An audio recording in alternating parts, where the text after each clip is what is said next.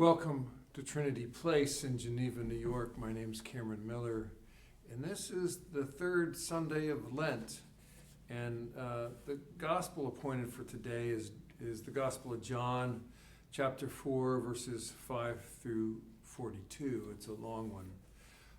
And here at Trinity Place, if you're watching this as part of the worship video, we are also using a really lovely poem by Mary Oliver entitled Thirst. And that relates to the Old Testament lesson, which I'm not going to talk about. So if you know me, you'll know that I almost never wear a clerical collar, except on Sundays here for worship and at weddings or funerals or going to the hospital, only when it's necessary. But one day in downtown Buffalo, where I used to live and work, I was there at lunch in a restaurant with my collar on. And I was there with a friend of mine, and we were having a very interesting theological conversation with one another when the waiter arrived at our table. "How's it going?" I asked, and but not really wanting to know. "Terrible," he replied. Now, this was a waiter who I knew, sort of. I actually didn't know his name, but I knew him by frequency of visit, and he me. We knew each other's faces. And when asked, he always said, "Terrible." Well, my lunch pal and I laughed, and we bantered with him a little bit. And then he responded tersely with tears in his eyes, "No, I mean it." And he grimaced and walked away, muttering under his breath. After a fair amount of time, our waiter returned, but was just barely composed. He was taking our drink orders when he stopped suddenly, cold. "You're a priest?" "Yes," I smiled. "I didn't know you were a priest." He seemed shocked. "Sure you did. You must have known," I replied. "No, I didn't know," he said with certainty. "I can't believe all the things I have told you all these times you've come in here." And then he added with indignation, "And you're a priest," and walked off. Well, I looked at my lunchmate and wondered, what things? I tried to think of anything I knew about him from whatever he had said to me over the years. I couldn't think of anything he ever told me incriminating. Well, he brought our drinks to us in tears, sort of streaming down his face, and he says, "I need to talk to you. I can't believe you walked in here today of all days. I need to talk to you." "Okay," I replied. "After lunch, I'll stay and we can talk. Does that work?"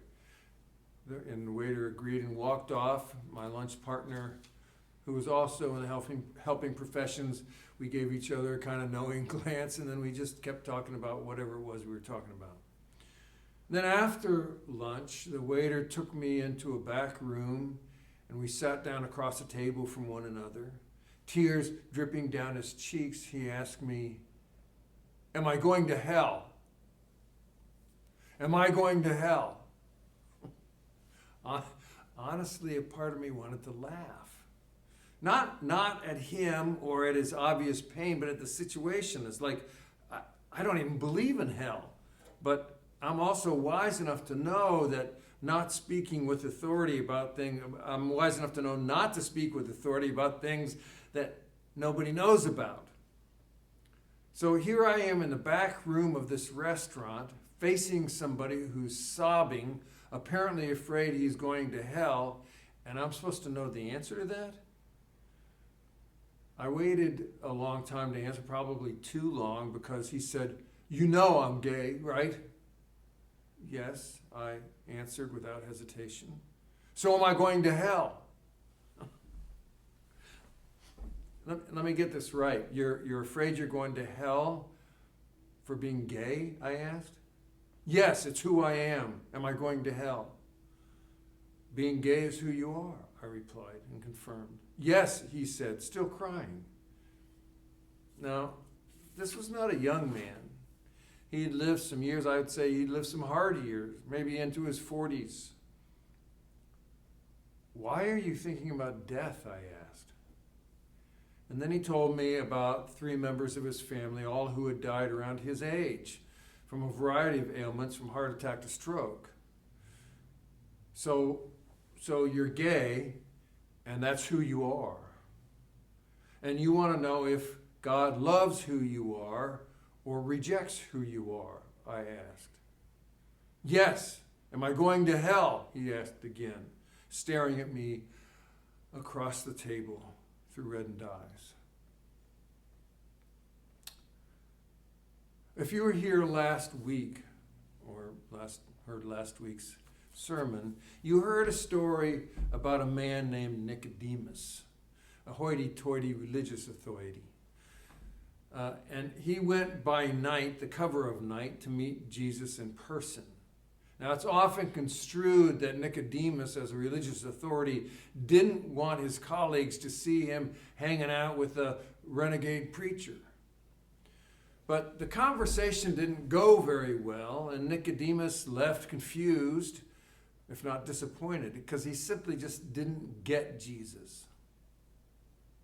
Now, I believe the author of the Gospel of John, who told that story about Nicodemus, as well as the one today about the woman at the well, wanted us to make a connection between Nicodemus and the woman at the well.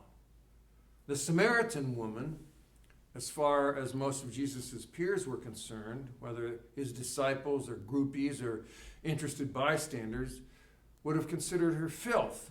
She was dirt. The Jews from Judea and Galilee considered Samaritans more or less untouchable. Never mind why, because you and I have enough of our own prejudices to know that such things exist.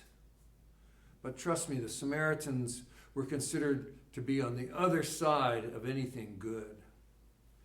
In contrast to Nicodemus, who was the epitome of moral rectitude, the Samaritan woman encountered Jesus at high noon in the light. When she did, she got him almost immediately. She understood who and what he was intuitively and even explicitly. And if that wasn't contrast enough, she then went and told her family and friends all about Jesus.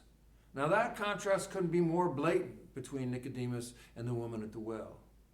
It's just one more gospel example that those who are considered good and wise must sneak around in the dark in search of the light, while those considered wretched, stupid, or immoral seek out the light where it shines. I don't know if this is true or not, but it is a gospel truth that the socially acceptable and publicly esteemed have greater difficulty in comprehending God. But those who are socially marginal and most often discounted are capable of great clarity about God. That's how it's represented in the Gospels. The contrast between Nicodemus and the woman at the well reinforced the gospel perspective that those who should know about Jesus are blinded, while those who are expected to be blind somehow seem most open to Jesus. Nicodemus and the Samaritan woman occupied polar opposite ends of the social and religious spectrum. His name was preserved, and we never knew hers. So one of the things we need to ask ourselves when we hear a story like this is why was it told? Why this story? Why was the story of the Samaritan woman ever told? What does it tell us? And what does it explain that someone living back then might have been asking? Now, one clue might be in the way that Jesus' best and brightest students were flabbergasted by his boundary dancing with a stranger whose ethnicity and gender made her untouchable. Literally, do not touch. It makes me wonder if perhaps, just maybe, there were some Samaritans who were part of Jesus' crowd of followers. Maybe people wanted to know how it came to pass that Jesus had Samaritan followers. Or even that long after his death, when John was writing his little book about Jesus, that maybe there were still some Jewish Christians who could remember why Samaritans were supposed to be untouchable. And seeing them in the crowd at church, they might have asked out loud, "Why are Samaritans here allowed at our table?" So maybe the story of the woman at the well explains how it came to be that Jesus had Samaritan followers. It was because, they would have told people, she went out with great excitement and passion and told all her friends all about what she had encountered. And then in turn, they invited Jesus to hang out. And surely some of those Samaritans left with Jesus after the visit, because Jesus seems to have picked up people along the way like that. But there is another dimension to this story that we want to pay attention to. Now, John is a pretty lengthy gospel. It's the longest gospel by far. And he could have placed the woman at the well anywhere in all of the gospel that he wanted to, or not included it at all. But he put it next to Nicodemus so that John wants us to know something in particular. John wants us to know that Jesus was not in the purity business. Jesus didn't give a damn about religious purity. And he was in their faces all about that as often as he could be.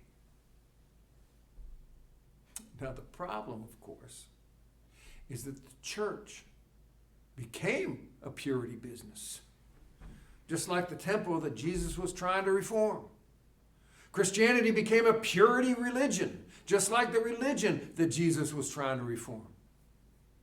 So let's ask ourselves, why would Jesus take the risk of alienating so many of his own peers and colleagues by living among and sharing table with Samaritans? Why would Jesus be so willing to alienate so many of the very people he was struggling to influence and reform in the first place? Excuse me. It seems pretty clear to me. It was because this radical hospitality he modeled, that he enacted, that he embodied, was not a sideline. It was the main event. This radical hospitality that Jesus offered was not an incidental footnote to some bigger, greater theological truth. This radical hospitality that Jesus embodied was the very substance of his witness. Christianity should not be focused on who is having sex with whom. Christianity should not be focused on whether or not we get to choose our gender. Christianity should not be focused on preventing and punishing immigrants. Christianity should not be focused on defeating Islam or proving that we have the truth and all other religions don't. Christianity should not be focused on how many times, in how many ways we're born. Christianity should not be focused on moral and theological purity of any kind. Any kind. Rather, Christianity should be focused. It should be focused on inclusion, not as a sideline, not as an afterthought, not as an incidental element of the mission, but as the mission. That is our mission. So, there we sat, me and the waiter, whose name I didn't know, in the shadows of an unfamiliar back room of a restaurant, perched on a painful question. Now, I knew in my heart of hearts that it did not matter what I thought. It only mattered what he thought. Because in the end, what I happen to think about heaven and hell or anything else could not change that man's pain. I try to tell younger clergy and preachers, new preachers especially, that we have no authority, if ever we did. And no one thinks that a priest knows something that they don't know. And if they do, they will only go along with it so long as it reinforces what they wanted to think in the first place. So I knew that no matter what I said, this poor man was going to have to find his own way back across the border of untouchable. In his own heart, and through hearing the voice of God in his own mind, not what I said. Am I going to hell for who I am? He insisted on knowing. No, I said, as if I'm used to speaking for God. If being gay is who you are, then why would God reject who you are? As I understand it, our task is to become more and more and more of who we actually are, rather than less and less. So sitting there, looking him in the eyes, I did something a little strange. I apologized to him for the church. I apologized to him as if I had the authority to do so for the whole history of religious bigotry toward homosexuality. I apologize to him for the church's moral failure and for our dragging Jesus and the Gospels through the mud of bigotry instead of the light and love of God. I assured him he wasn't going to hell, but also told him that he had work to do. He needed to get comfortable with the idea of death. And that, in the end, is his toughest issue, was whether he was going to trust God or not. Because it all comes down, I said, to whether we are going to trust God to love us or not.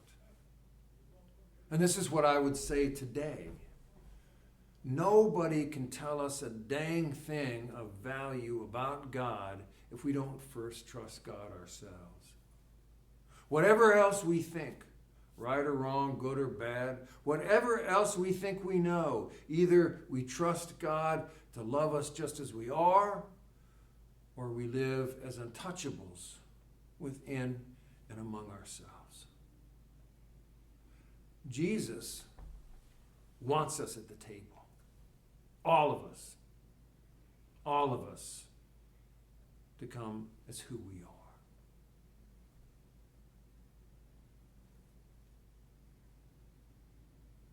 Thanks for being here. Peace be with you.